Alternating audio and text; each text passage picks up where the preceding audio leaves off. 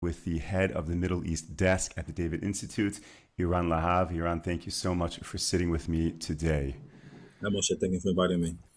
Pleasure. Iran, we have some very serious topics to discuss right now because, as you well know, and you're going to share with us, back in September 2025, there was a pact created between the Saudis and Pakistan, a defense pact, which has implications across the Middle East and other countries that are vying to join that pact. So why don't we start from the beginning and just give us the history? What is that pact, and why is it important?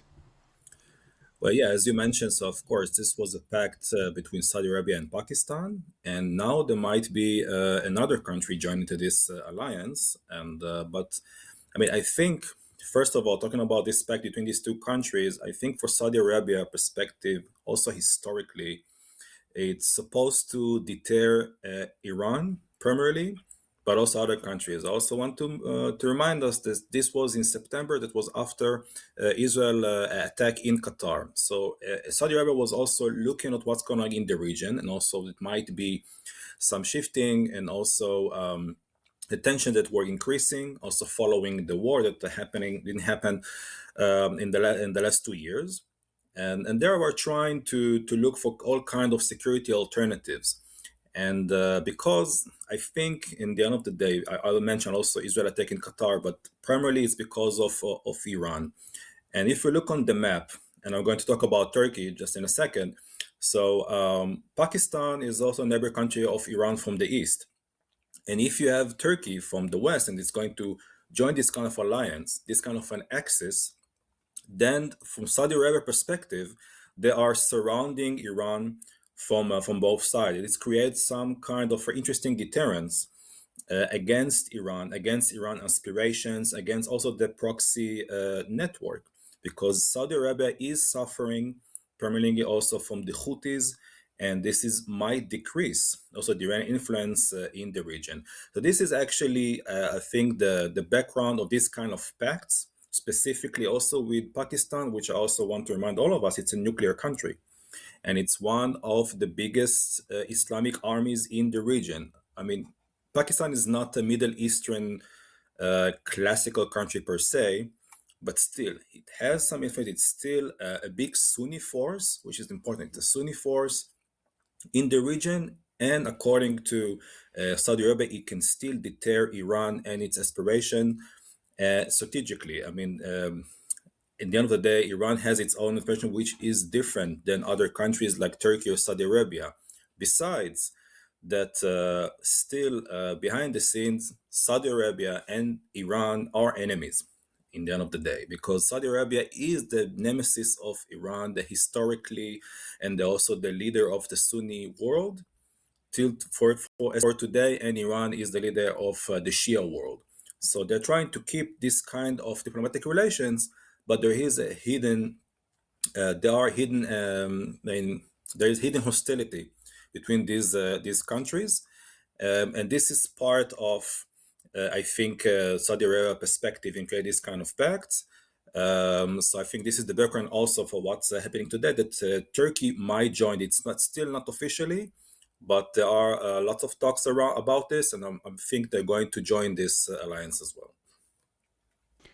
So explain to me the nuclear piece with Pakistan. What does that do if these countries are merged, are joined together in this alliance, and one of them is a nuclear power? Does that change the dynamic and the threat, so to speak, of the Saudis or Turkey with other countries? Absolutely, because I think besides, as you said, it's a big thing if it's a nuclear country, Sunni country, which is on your side, that actually increase not dependency but independency of these kind of countries, each one from its own interest. And if we think about it, it might be a beginning of a new rise of a different kind of a Sunni axis, because they're going to be like a Sunni power. You have Turkey, which is also a Sunni country as well, and it's also increased their independency, because as Turkey is a part of NATO, and according to NATO rules, if it's one of the countries being attacked, all the others need to protect it.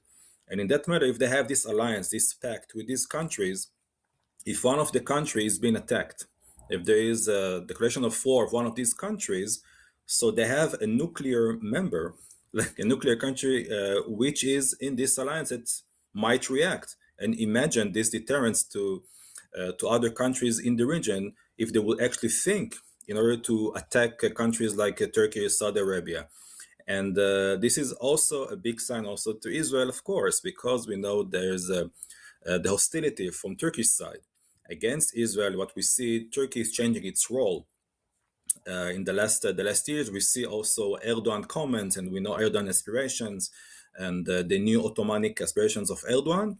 So imagine like a nuclear country on the side of Erdogan. It plays for a big interest of Erdogan as well, and this is Israel should take it in account. This we should take. I mean, should pay attention if this increase the tension with Turkey and also in the region. And not to mention that Pakistan, of course, is against Israel. As we know, we don't have relations with Pakistan. Pakistan was also supporting, on the other hand, Iran in the 12 Days War. They are supporting Hamas and all our enemies. This kind of alliance, it increased their influence and also the deterrence in the region, also against Israel. So, yeah, so many questions are now coming up. You know, Israel has been courting the Saudis for a good amount of time right now. If the Saudis get closer and closer to Pakistan, does that hurt Israel relationship with the Saudis? Absolutely, but not only that, I also, because I see this, by the way, as part of, I think, a new strategy from Saudi Arabia, that they would don't want to rely on that much on Washington, on the US, and also it also include Israel. So of course there's also the process that the potential of normalization between Israel and Saudi Arabia, and this kind of alliance actually distance it. It actually make it more complex, because if Saudi Arabia already looking for alternative, already found alternative for any security alliance, any security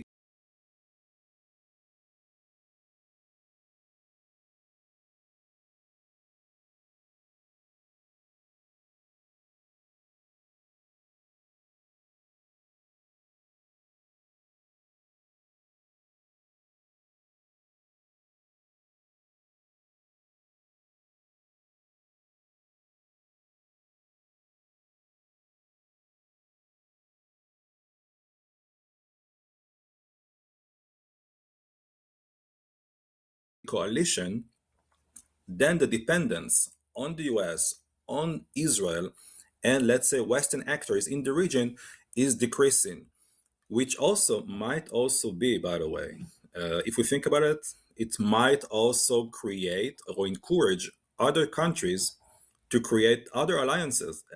Other countries will say, okay, we also want this kind of pacts. We should do this as well. We can take Egypt, for instance, also a key player in the region, or the new Syria of Al Jolani, or other countries as well. And then that increase the tension.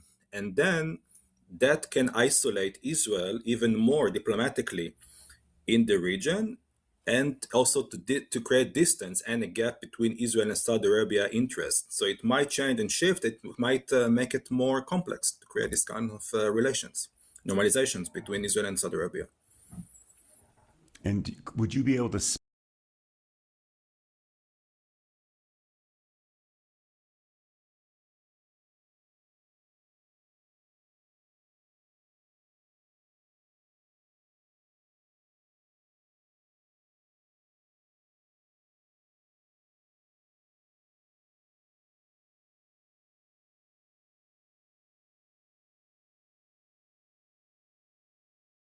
speculate how potentially the U.S. would respond to Turkey joining this alliance? Because right now Turkey is in NATO, and therefore there's kind of a set understanding of the behaviors of a NATO country. What does this do for the U.S.-Turkey relationship?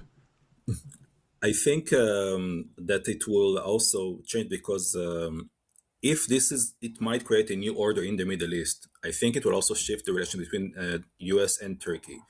Because if Turkey will see itself more as an independent and maybe more as a leader in the region, which is part of their aspirations, part of Erdogan, becoming like the new modern sultan of a new Ottoman empire, then something that the US should pay attention. It might affect also its relation, because the more Turkey is alienating itself from NATO forces, from the US and from the West, and on the other hand, it's getting more and more closer to its Islamic partners, to have more of Islamic aspirations and something which is more from Turkish perspective, then this is something that also can affect this, because also you have Israel in the middle.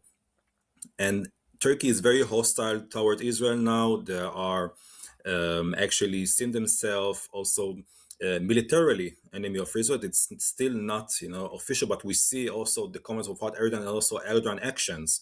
And not to mention, Erdogan is also an Islamist, and he's supporting Muslim Brotherhood. And the U.S. is also just designated Muslim Brotherhood branches as terrorist organizations. So you see also different kind of interests which is not getting along anymore. And if they're having this alliance, so also Turkey, from Turkish perspective, so although they have disagreements with the US, so they wouldn't even have to be dependent that much on external forces like the US, and because they have already the security alternative.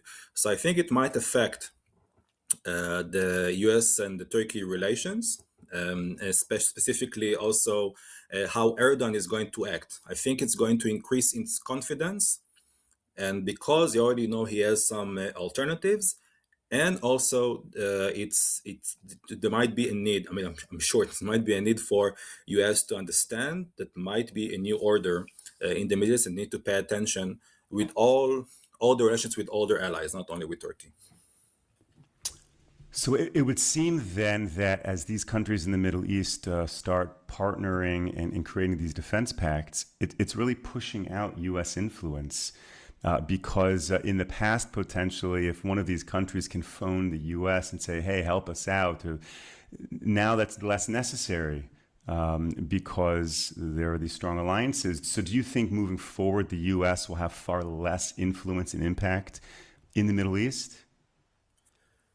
I think so, that it might happen. I think also, I would take Saudi Arabia for instance. I think part of the Saudi Arabia interest is that they don't want to depend on changing in the US administrations. So if they have good relations with Trump right now, and maybe there's going to be a different administration in 3 to 4 years, so I think they don't want to rely on this. So it's also decreasing influence of the US. Not to mention that the Russians are trying to get back into the region and to increase their influence, for example, in Syria again.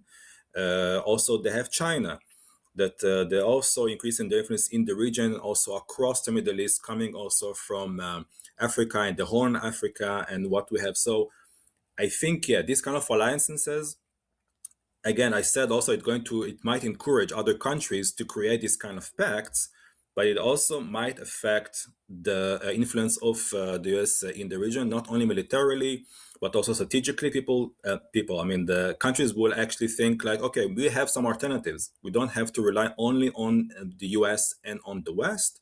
Something is changing. I also want to mention that you have countries in the region which are also getting more and more advanced technologically.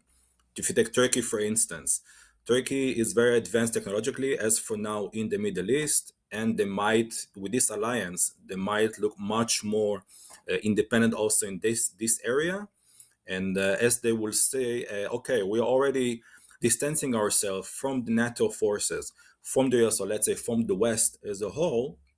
And this might be a good opportunity for actors like China, for example, to strengthen their relations with Turkey and also other actors from eastern side. So I think, it might decrease its influence, especially if this is going to be a beginning of new pacts that might rise in the next few years. Okay, so let's talk about Qatar for a second, if we can. I'm really curious to hear your analysis of how this would impact Qatar, because I could see it going in so many different directions, that maybe Turkey being involved in this new pact strengthens Qatar, or the U.S. being pushed out strengthens Qatar, or a pact in the Middle East excluding Qatar weakens Qatar. So tell me what you can say about. Qatar is, I think, a special case because Qatar, they have the special role as they're trying to be an independent mediator in any chance. So I think what they will try to do, and this is only my assumption, that they will try to take advantage